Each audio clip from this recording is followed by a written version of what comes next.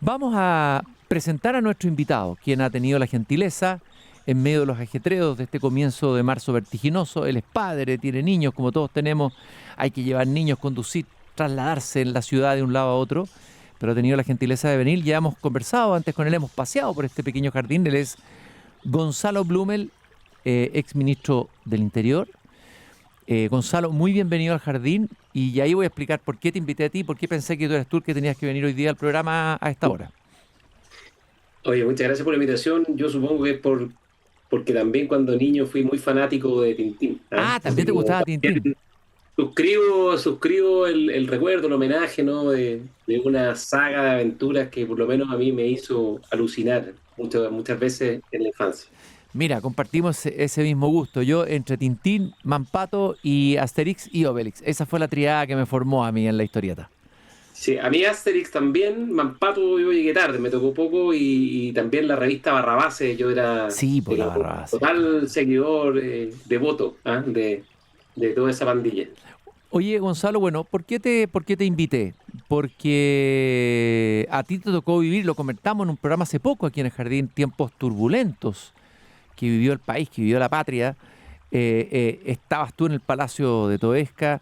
Eres parte de una nueva generación de políticos y de alguna manera me interesaba conocer tu mirada de lo que pasó hoy día. Yo partí el programa diciendo, leí un texto que había preparado que decía que la República se cuida y que no es solo una palabra, y que es la garantía de una continuidad democrática de la comunidad de todos los chilenos que va más allá de cualquier bando, y que hay que tener mucho cuidado de no dañar, de no rayar, de no manchar esa república. Y tengo la impresión, estar equivocado, de que de alguna manera, por lo menos se la rayó, se la manchó, espero que no se la haya dañado, hoy día en lo que ha ocurrido hoy.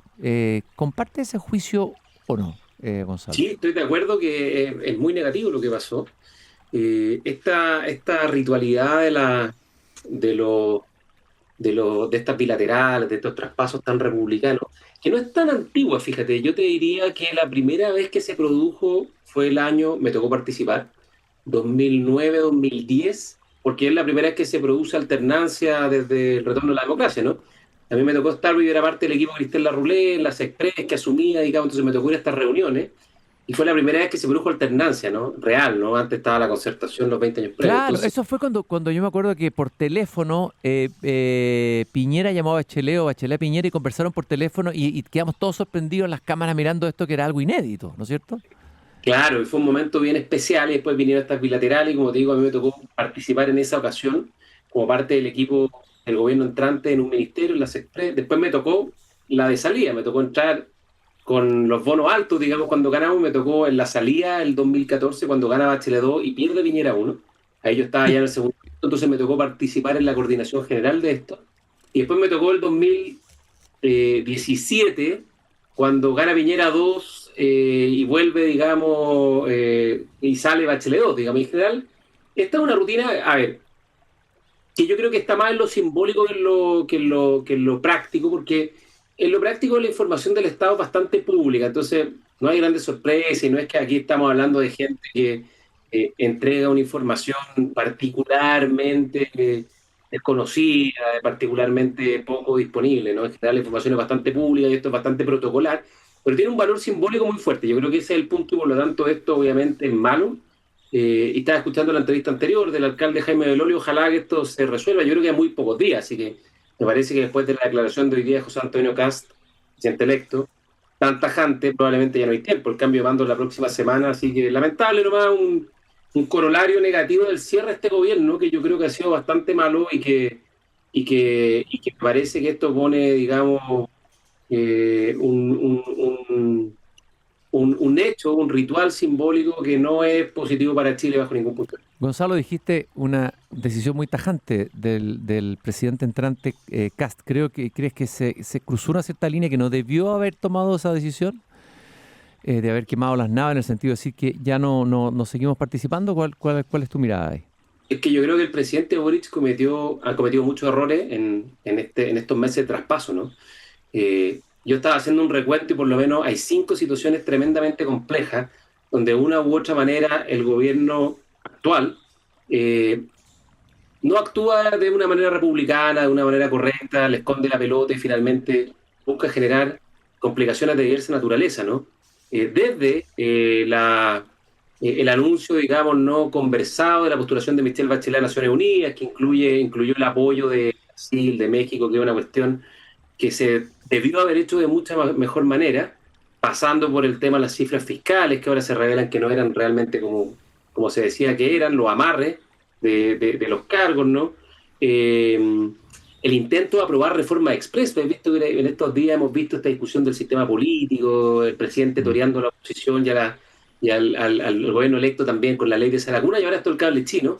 Y a mí me parece que cuando el presidente Boric cruza una línea que no debe haber cruzado es cuando en una entrevista de televisión declara que él había advertido al presidente este tema, ¿no? Ahí claramente se rompe el fair play y por lo tanto yo creo que pone al presidente electo y a su equipo en una situación imposible, porque cuando se rompe el fair play tiene poco sentido seguir con esto adelante, creo yo. Lamentablemente, me parece que es muy negativo, pero me parece que el gobierno del presidente Boric se dedicó sistemáticamente a romper el fair play. Te voy a hacer la misma pregunta que le hice a Jaime Belolio. ¿A quién le crees tú más? Porque aquí hay dos relatos que se están enfrentando, digamos. ¿A Kast o a Boric? Es que me pasa que el tema del cable chino, el gobierno ha dado una versión tras otra. Hoy día hay una nueva explicación a partir de una llamada que habría hecho una autoridad del gobierno americano, al ministro de Transporte, el cual me parece un tipo súper respetable, digamos, dicho sea de paso. Pero han dado tantas versiones, se entiende tan poco, es tan incoherente lo que se ha venido planteando. No había una explicación clara, un relato unívoco, que me cuesta creerle al presidente Boric y a su equipo, ¿no? Y creo que fueron pillados en falta de una cuestión que me parece que se manejó muy mal. No quiero presumir mala fe, pero cuando tú firmas un decreto en tiempo express de algo tan relevante, tan controversial, a mí también me molesta, digamos, esta suerte de paternidad norteamericana sobre las decisiones soberanas de las tecnologías que usa Chile en su infraestructura crítica, pero esto, el mundo es como es, digamos, la política del arte de lo posible se manejó de muy mala manera y por lo tanto me parece que la credibilidad del gobierno en esta materia está completamente en negativo, producto de las múltiples versiones que se han venido conociendo a cuentagotas, no por el gobierno, sino por la prensa que ha hecho la pega y que el gobierno ha tenido que venir saliendo a explicar una y otra vez cada vez que se conoce una nueva versión. Ahora, me parece que esto que ha ocurrido es malo para los dos. Es malo para el presidente saliente y también es malo para el presidente entrante. Y hay un riesgo también, ¿no es cierto?, en ese gesto que uno puede entender que tú dices del presidente entrante de finalmente cabreado, cansado ya con el cúmulo de opacidad y poca transparencia y contradicciones del gobierno que le entrega el poder, finalmente decide decir no, ya llegamos hasta acá. Pero ahí entra en una zona de riesgo, no sé cómo lo ves tú, cómo lo proyectas, ¿esto tiene alguna proyección política de cómo va a ser el actuar de la oposición frente al gobierno de Kast? ¿Qué va a pasar? ¿Qué proyecciones le veo? Creo que esto se va a limitar a este episodio, a quedar encapsulado en lo que fue. Mira, yo creo que esto es malo para Chile, pero para José Antonio Kast y para Gabriel Boric no sé si es tan negativo porque en el fondo Gabriel Boric va a dejar de ser presidente y vuelve a ser líder de la izquierda y por lo tanto para él esta foto, esta suerte de relación amistosa republicana con José Antonio Kast debe haber sido muy dura, muy costosa. Para su barra brava. Para su barra brava. Lo que él busca es rápidamente transformarse en el líder de la oposición y va a ser, yo creo, muy severo, muy crítico. Ojalá que no sea así, pero me parece que eso es lo que va a pasar.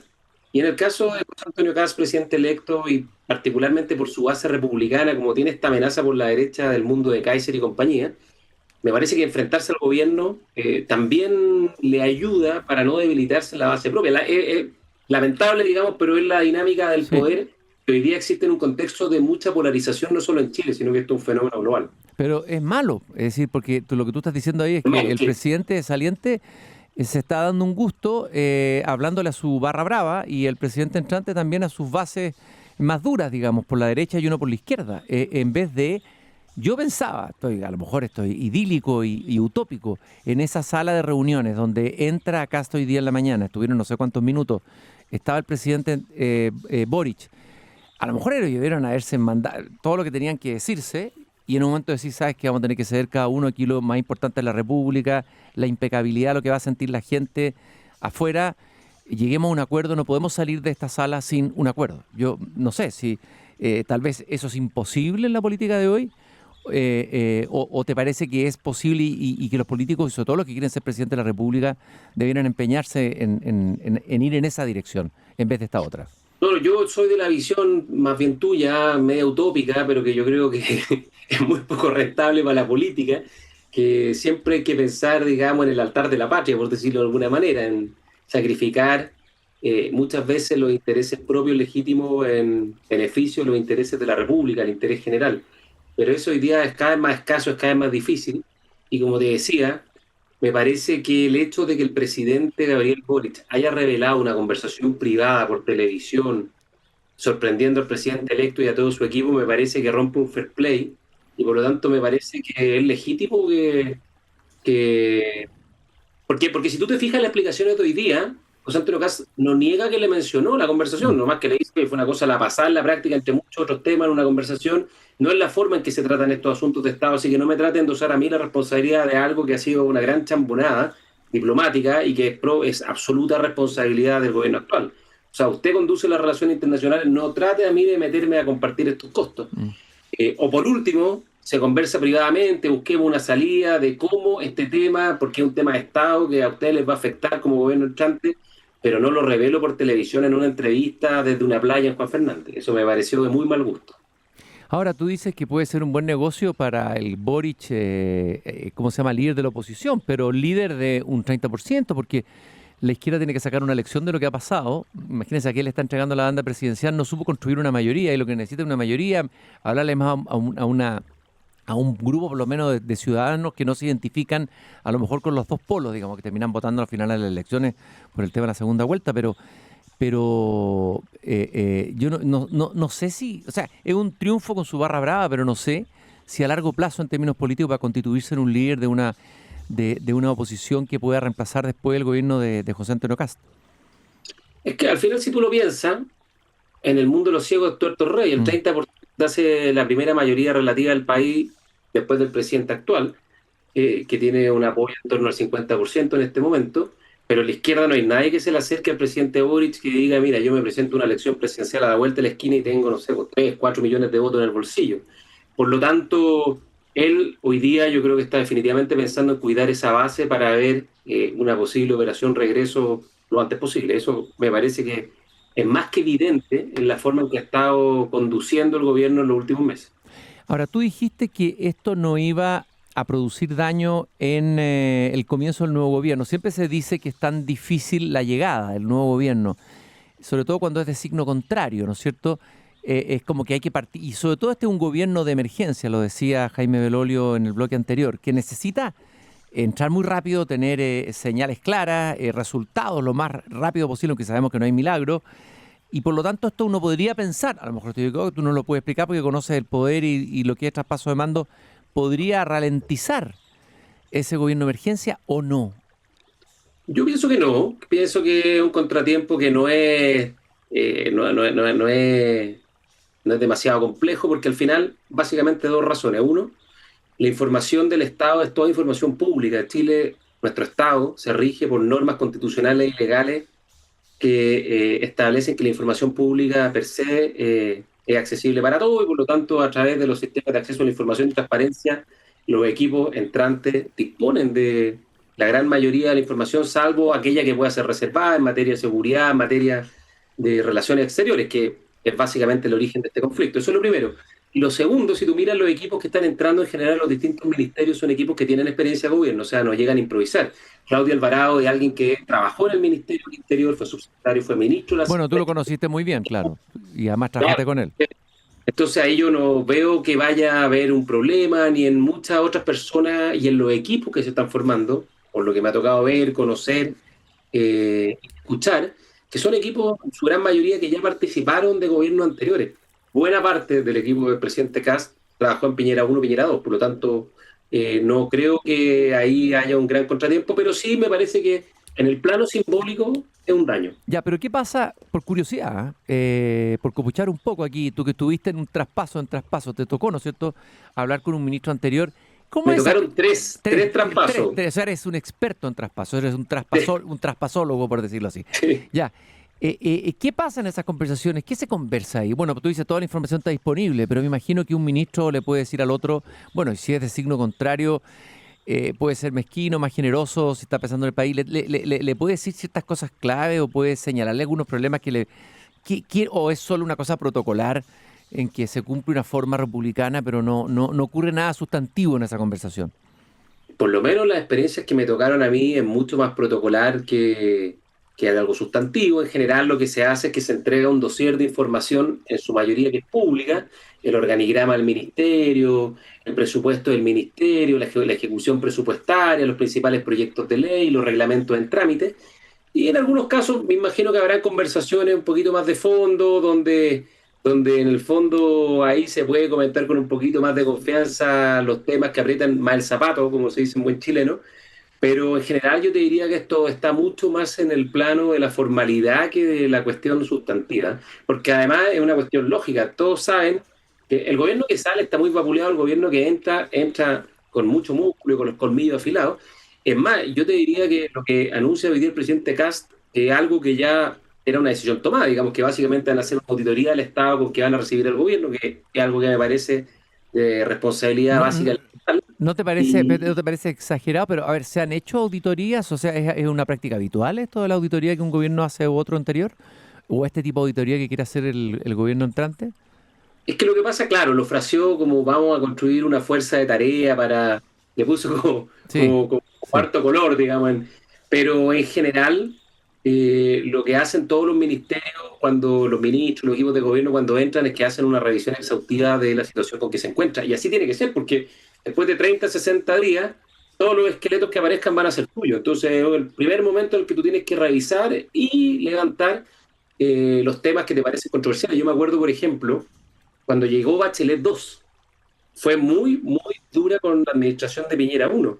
Y me acuerdo que en materia de salud fueron implacables y estuvieron a punto de acusar al ministro de Salud en ese momento. Y en otros temas, en materia, echaron, por ejemplo, atrás una serie de concesiones de obras públicas, causándole un gran daño a Chile. O sea, no digo que sea bueno, pero es parte de lo que hacen los gobiernos, porque en el fondo los gobiernos quieren gobernar y no ser meramente administración o continuidad.